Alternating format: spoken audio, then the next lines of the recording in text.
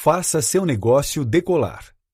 Todos sabemos que empreender não é tarefa fácil, ainda mais quando somos bombardeados por inúmeras possibilidades, ideias e métodos que se dizem definitivos, mas que, na verdade, só fazem você se sentir perdido, preso, sem conseguir partir para a ação.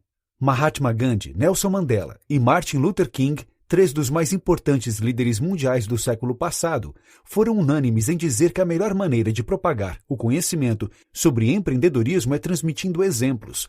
Há uma lista extensa de fundamentos que devem ser propagados àqueles que desejam liderar desde pequenas equipes até grandes grupos de pessoas. Tudo em empreendedorismo nasce dos sonhos, e estes devem ser preservados ao longo dos anos, mas também compartilhados, cultivados e transmitidos aos participantes das equipes de trabalho. Neste microbook, vamos embarcar em uma viagem incrível sobre negócios, empreendedorismo e sucesso. Venha conosco! Todo mundo quer empreender. Quando empreendemos, seja no que for, colocamos forças extraordinárias naquilo, e por isso mesmo é tão complicado dar um passo em outra direção.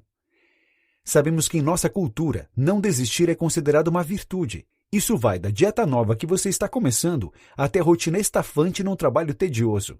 Se você parou ou saiu, é porque é um perdedor. Não se analisa o contexto, é simplesmente assim, preto no branco. Há um mérito enorme em identificar uma situação que não renderá frutos. É preciso ter muita perspicácia para isso, além de uma boa dose de coragem para interferir em seu rumo. E isso vale para tudo, tanto no que diz respeito aos seus projetos profissionais como na sua vida pessoal. Passado o baque da decisão, é preciso se reorganizar para trocar um sonho por outro.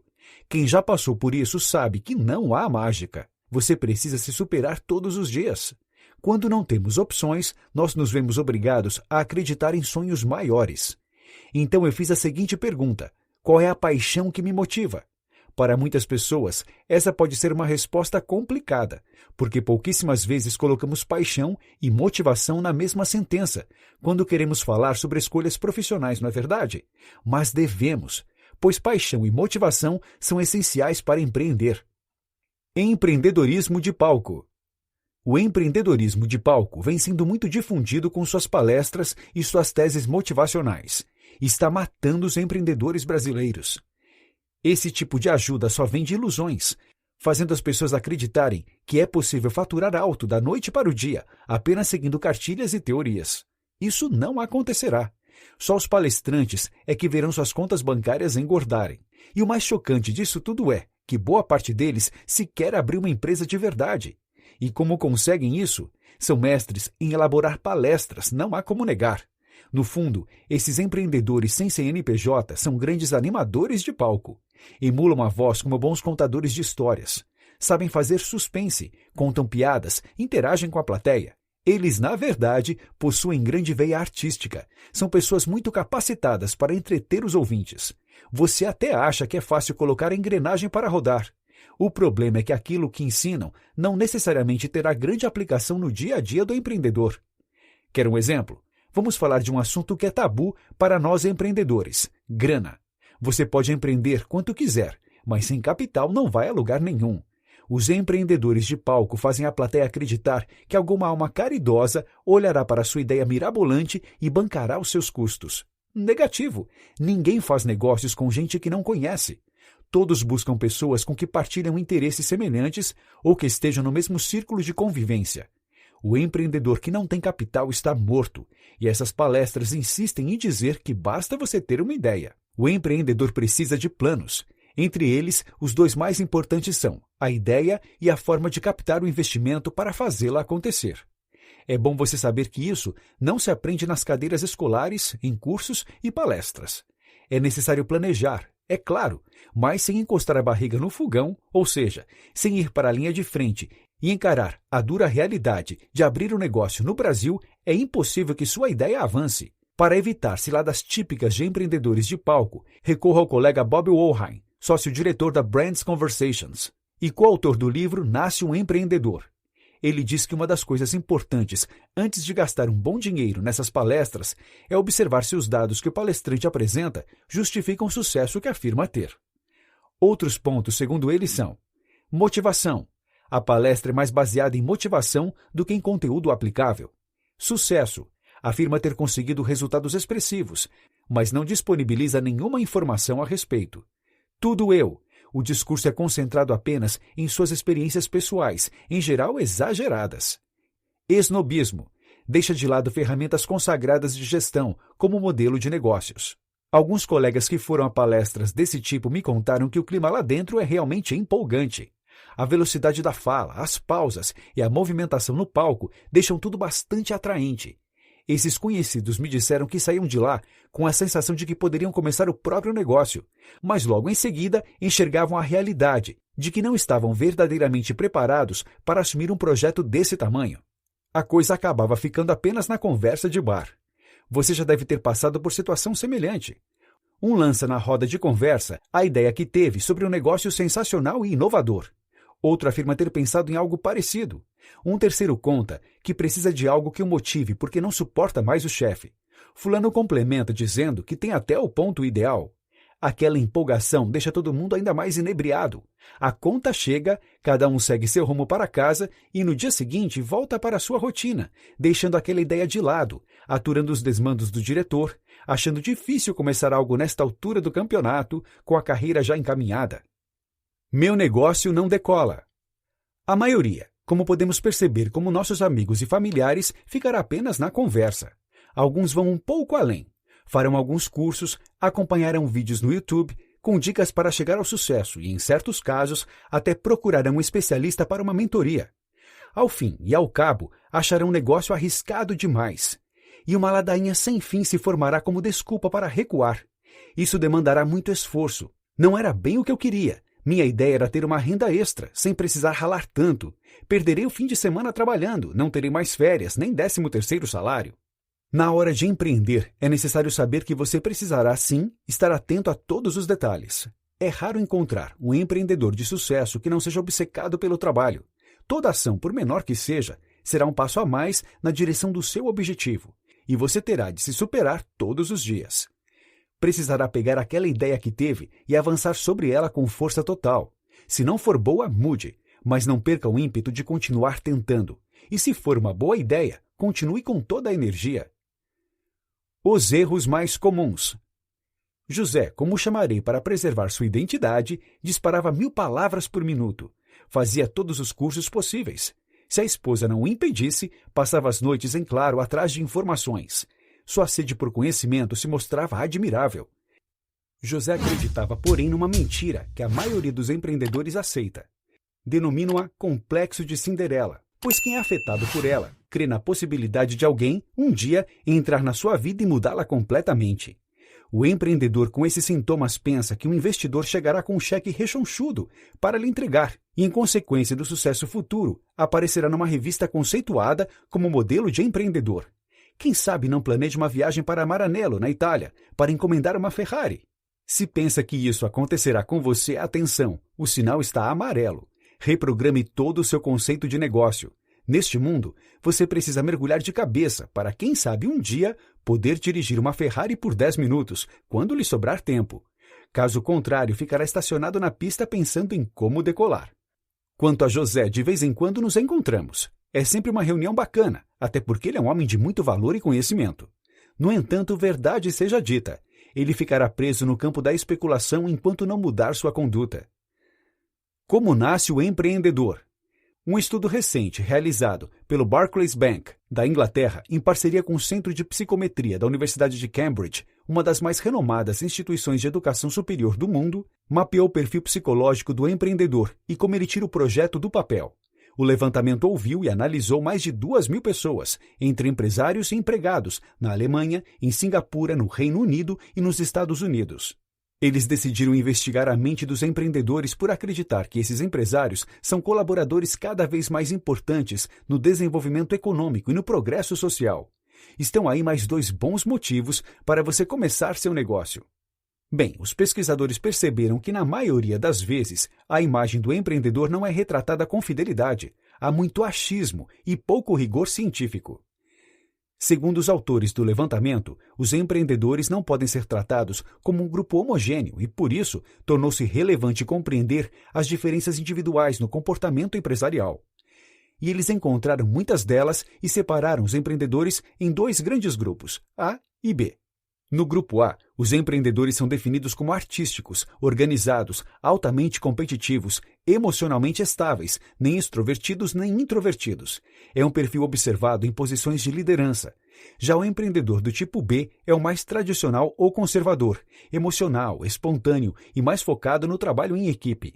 O cotejamento realizado pelos estudiosos mostrou bem as diferenças dos empreendedores. No entanto, também conseguiu identificar os aspectos que mais distinguem os empreendedores daqueles que trabalham como funcionários numa companhia. São eles: necessidade de autonomia, autoeficácia, motivação para realizar. Construa uma rotina de produção. Trabalhar em seu projeto precisa se tornar um hábito. Para isso, ele deve entrar em sua rotina diária. Não adianta debruçar-se sobre ele de vez em quando. Tente estabelecer sempre a mesma hora do dia para se dedicar a ele. Lembre-se, é como uma rotina de exercícios físicos. No começo é difícil continuar nela. No entanto, depois, você passa a sentir seus benefícios. Nesse caso, o efeito benéfico será ver seu projeto avançar. Crie um método. Sabemos como estabelecer procedimentos facilita os métodos de produção. Isso acontece tanto em grande escala quanto em pequena. Ao sentar-se para trabalhar, é importante que você tenha um método. No meu caso, preciso de um bom chimarrão, um caderno para anotações e meu computador. Primeiro, olho minha caixa de e-mails e vejo se há algo importante para responder. Tento resolver essas questões em 15 minutos no máximo. Depois pego minha lista de afazeres e sigo das tarefas mais difíceis para as mais fáceis. Executo as mais difíceis antes, porque estou com os níveis de energia lá em cima. Então acredito que consigo resolvê-las de forma mais eficiente. Finalizo sempre buscando na internet alguma informação ou artigo útil para o meu trabalho, ou para alguma preocupação que tive durante o dia. Por exemplo, se pensei em como melhorar a performance dos meus gestores, vou atrás de artigos sobre o tema e anoto as ideias. Defina um tempo. Eu diria que é quase impossível manter-se focado por muitas horas seguidas. Quem diz que o faz, sabe que não é bem assim. Acredito que seja mais produtivo estabelecer um período para se concentrar em seu plano. Vá aumentando aos poucos. Inicie com 15 minutos de trabalho, 100% focado, por exemplo. Se achar que vale a pena, cronometre. Em pouco tempo, seu poder de concentração vai subindo e, quando notar, conseguirá trabalhar por 1 hora em seu projeto sem se distrair. Você se surpreenderá com o que é possível fazer nesse intervalo quando ele é bem utilizado. Vá para a rua. Ficar trancado no escritório não será tão produtivo quanto você imagina. Se estiver com dificuldade de encontrar uma solução para um problema, é provável que tomar um ar ajude-o muito. Uma breve caminhada ou uma pausa no banco de uma praça podem ser realmente úteis. No entanto, para que esse intervalo tenha algum efeito prático, tente não levar o celular. No lugar dele, carregue seu caderno de anotações. Assim você não corre o risco de ver escapar uma boa ideia. Tenha sua meta como prioridade. Nosso dia a dia é corrido, com um mar de atribuições. Portanto, é importante estabelecer qual a importância da sua meta nesse caldeirão. Quando decidi abrir a Morini Air, minha escola de aviação, coloquei algumas coisas de minha rotina em segundo plano para ficar mais concentrado no meu negócio. A parte mais difícil foi recusar algumas boas ofertas de trabalho, uma vez que tinha permissão para voar e poderia atuar como piloto comercial. Criei uma lista de afazeres que deveria cumprir a cada semana, anotava as reuniões de que deveria participar, visitava possíveis fornecedores, destinava algumas horas para pesquisar a concorrência e também mergulhava na papelada para conseguir a homologação da escola perante as autoridades competentes, no caso, a Agência Nacional de Aviação Civil. Esse trabalho, acredite, vai lhe tomar muito tempo. Haverá alguns sacrifícios, como passar o fim de semana trabalhando e perder algum feriado prolongado. Faz parte. O que não faz parte é corpo mole. Esperar as coisas acontecerem por você. Evite a distração com outros sonhos. Quando você está nessa transição, às vezes, é natural brotar em 1000 ideias de projetos paralelos. Esse é um caso clássico e afeta principalmente aquelas pessoas que possuem habilidades variadas ou que querem transformar o hobby em algo profissional. Mas aí tem 3 passatempos. Gostam de cozinhar, de trabalhar com madeira e fazer esportes. Ficam perdidas entre vender comida, investir numa marcenaria ou abrir uma academia.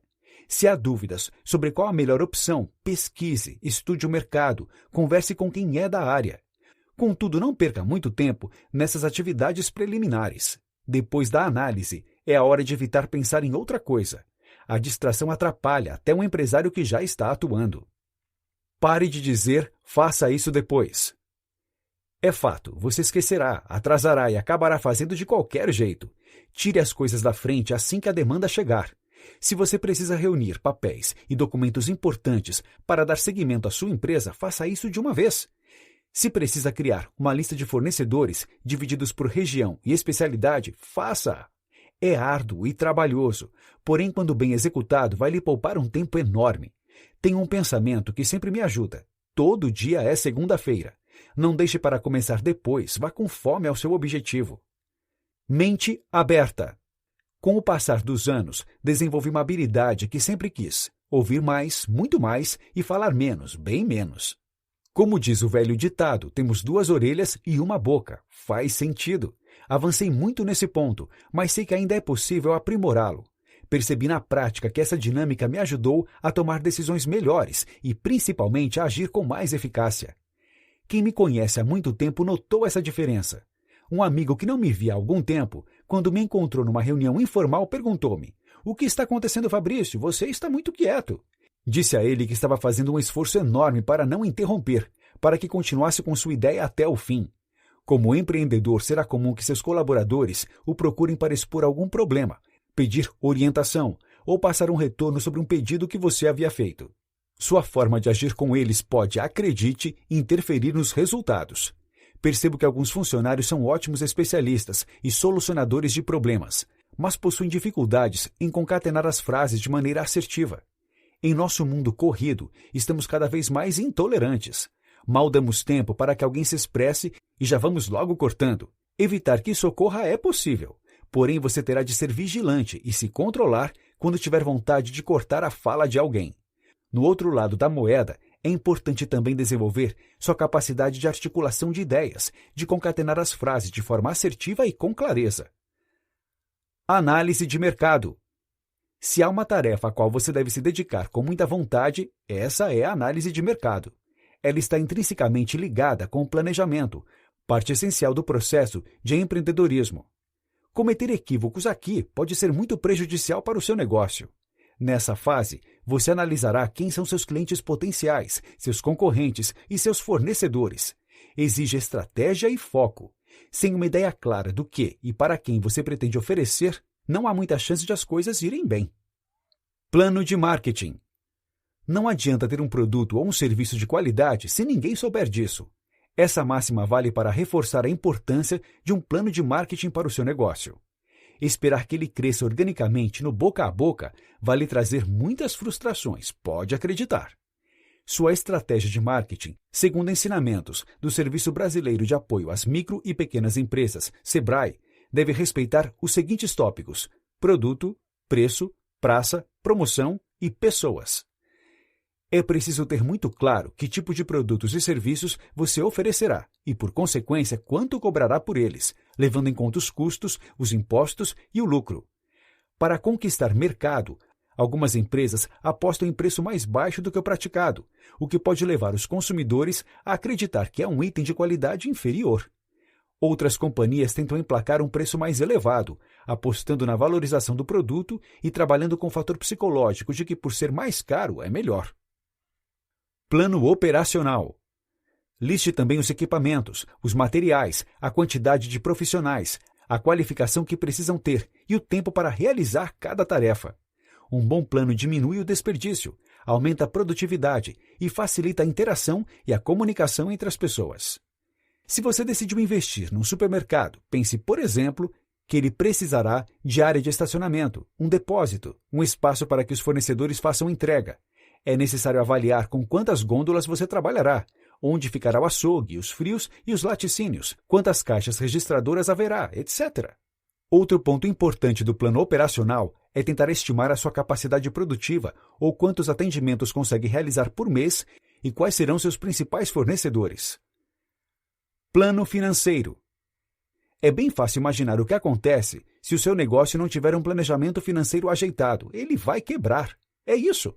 Para que isso não aconteça, é preciso ser meticuloso. O plano financeiro será a ferramenta que lhe mostrará em números todas as ações planejadas nos passos anteriores, ou seja, é nele que você descobrirá se a sua ideia tem espaço no mercado. Sumário executivo. Simples, conciso e que mostre seu profissionalismo. Estas são as características mais importantes do sumário executivo, cuja função é revelar os principais atributos e a linha de trabalho da sua empresa. Nesta área, é relevante destacar as conclusões essenciais do seu negócio e evidenciar uma visão geral e clara do plano de negócios. É basicamente isso que você apresentará para possíveis investidores. Aqui você também deverá colocar os diferenciais competitivos da empresa, como missão, perfil do empreendedor, produtos e serviços oferecidos, segmento de clientes, localização da empresa, investimento total, forma jurídica e enquadramento tributário. Anjos e vaquinhas. As inovações pelas quais a economia vem passando têm afetado também a maneira de as pessoas conseguirem investimentos. Para mim, algumas chamam bastante a atenção pelo modelo adotado. Por exemplo, você já deve ter ouvido a palavra crowdfunding. Em bom português, é a nossa já conhecida vaquinha, transposta para a internet. Algumas plataformas como Catarse, Kikante, Start Me Up e Kickstarter tornaram-se alternativas fascinantes para conseguir desenvolver seu negócio. Atuando como facilitadoras, elas fazem o seu projeto chegar a um grande número de pessoas que podem apoiá-lo por meio de doações. Em alguns casos, essas plataformas oferecem até assessoria gratuita para a sua empresa. É comum cobrarem uma taxa administrativa, que pode variar entre 2% e 20% do valor arrecadado nas campanhas. Aqui no Brasil ficou conhecida a ação do Mola, que recebeu R$600 mil via Catarse. O projeto é uma espécie de Lego feito de molas, que ajuda engenheiros e arquitetos a simularem edificações. Até mesmo o autor do projeto, Márcio Sequeira, impressionou-se com o feito. Eu imaginava vender 150 kits e vendemos mais de 1.600, disse ele. Essa ferramenta nos mostra que se o potencial do que você se propõe a fazer é alto, é bem provável que muita gente se interesse. Às vezes, o empreendedor fica muito preso a meia dúzia de possibilidades. Um amigo de um amigo, um parente, etc. Esquece-se de sua rede de contatos. Mantenha sua network ativa. Uma conversa leva a outra e, de repente, você conhece alguém interessado, de preferência um profissional, em trabalhar na sua proposta. Para esse tipo de caso, atualmente há uma excelente definição: investidores anjos. Os arcanjos, como costumo chamá-los, são famosos, embora ainda pouco conhecidos no Brasil, por ajudar empresas de pequeno porte, às vezes com capital, às vezes com uma espécie de governança corporativa, às vezes com ambos. Alguns até possuem excelentes contatos e também podem contribuir em outra fase da empresa, quando ela poderá se tornar ainda mais capacitada. Apesar de esses investidores anjos serem uma boa alternativa, é preciso ter cuidado com aqueles que se dizem anjos, mas na verdade só querem algumas horas de conversa. A regra aqui é simples. O ideal é que apostem o próprio dinheiro no negócio. O bilionário Warren Buffett criou uma expressão ótima para isso: skin in the game.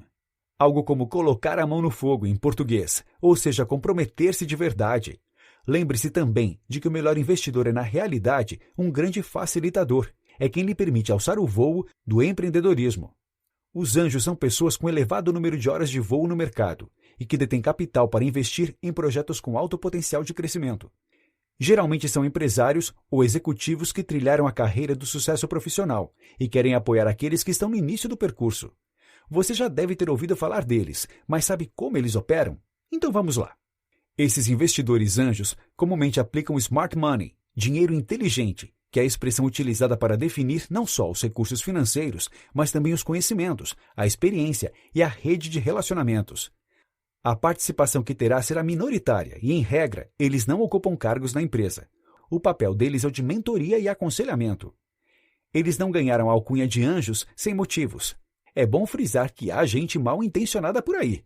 Porém, os que os torna anjos é o fato de que vão acompanhar você e aumentarão as chances de seu negócio fazer sucesso. Esses investidores podem ser verdadeiros protetores e companheiros para o seu negócio. Como disse antes, eles possuem muita experiência e serão uma importante voz da consciência para você não se perder. O grande diferencial dos investidores anjos é não se limitarem a entregar apenas os recursos financeiros, mas também sua consultoria e seu acompanhamento ao longo do desenvolvimento e da consolidação do projeto que estão apoiando, minimizando a possibilidade de algo semelhante ao que ocorreu com o colega engenheiro acontecer. Por isso é fundamental ter por perto alguém que já conheça os atalhos do mercado, tenha experiência, abra portas e impulsione o seu negócio. Eles são anjos, mas não pense que são bonzinhos. Se sua ideia os convenceu, é porque eles acreditam que haverá retorno financeiro. Como conseguir um anjo? Neste ponto, você já deve estar bem interessado nos investidores anjos, não é? Aí surge a clássica pergunta: como posso chamar a atenção deles? Vamos ver o que esse pessoal costuma observar em um negócio. Inovação. Os investidores estão à procura de novos negócios, que sejam diferentes de tudo o que há no mercado. Portanto, inovação é uma das palavras-chave. Mercado potencial. O tamanho do mercado potencial que você pode atingir é outro fator determinante na hora de receber um investimento. Potencial de crescimento. É sempre feita uma análise em relação ao potencial de crescimento do negócio, sem a necessidade de um crescimento proporcional na estrutura e nos custos. Projeções realistas. Mostre para o anjo que você entende do seu negócio, que possui um modelo de negócios consistente e uma projeção financeira realista. Plano de negócios bem estruturado. Tenha em mãos um modelo de planos de negócios bem estruturado para entregar aos potenciais investidores. Capacidade de execução. Vá além de mostrar apenas ideias. Mostre também que possui uma equipe com capacidade de executá-las no mercado. Decole. Você aprenderá, em 1 ano ou 2, como ser um empreendedor de verdade. Os primeiros meses serão árduos, como falei. Haverá noites mal dormidas, preocupação com a saúde financeira da empresa, giro de funcionários, contas que não param de chegar, impostos pesados que o deixarão irritado por saber que o retorno do governo não é proporcional. Tudo isso sempre fará parte da sua rotina. A diferença é que o peso de tudo isso, logo no comecinho, será diferente do que você sentirá no decorrer dos anos. É exatamente como seu corpo reage ao ser submetido a exercícios físicos. No início as dores serão recorrentes, você se cansa mais rapidamente e é comum aquela sensação de que não nasceu para aquilo e que deveria desistir. Não faça isso, nem com seu corpo nem com sua empresa. Não tenha medo dos obstáculos. Um bom marujo não se faz em águas calmas, não é mesmo? Com o tempo, você se sentirá mais confortável com as suas ações e com sua capacidade de análise. Isso o levará a tomar decisões mais ousadas, que poderão trazer mais ganhos para a sua empresa.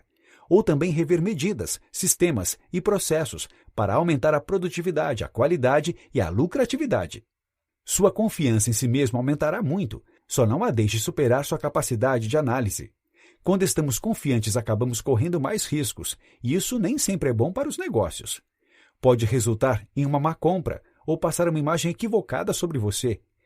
É necessário carregar sempre uma dose de humildade, buscar novos aprendizados e maneiras diferentes de fazer as mesmas coisas. Como diz o velho bordão de Albert Einstein, loucura é querer resultados diferentes fazendo tudo exatamente igual. Você está pronto para fazer seu negócio decolar? Então assista a um bate-papo com o autor do livro, Fabrício Morini, sobre o universo do empreendedorismo e as atitudes que devem ser tomadas para alavancar o seu próprio negócio.